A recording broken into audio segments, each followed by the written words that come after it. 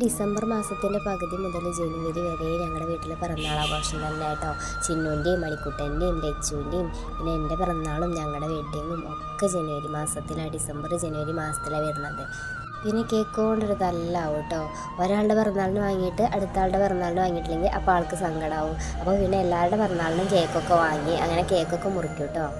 ഇനിയിപ്പോൾ ഈ മാസം ജനുവരിയിൽ അച്ഛൻ്റെയും അമ്മേൻ്റെയും വെഡ്ഡിങ് ആനിവേഴ്സറി ഒക്കെ ഈ ടൈമിൽ തന്നെയാണ് വരുന്നത്. അപ്പോൾ എല്ലാവർക്കും കേക്ക് തന്നെ ആയിരിക്കും. എത്ര ആഘോഷിക്കണില്ല പറഞ്ഞാലും കുട്ടികളല്ലേ, അപ്പോൾ അവർക്കൊക്കെ കേക്ക് വേണ്ടി വരും. അപ്പോൾ അങ്ങനെ എല്ലാവരുടെ പിറന്നാളിനും കേക്കൊക്കെ വാങ്ങി ഇപ്രാവശ്യത്തെ കേക്ക് അങ്ങനെ അവസാനിച്ച് തോന്നുന്നുണ്ട് കേട്ടോ. അപ്പോൾ കേക്കൊക്കെ മുറിക്കൽ കഴിഞ്ഞ് സദ്യയൊക്കെ വിളമ്പി.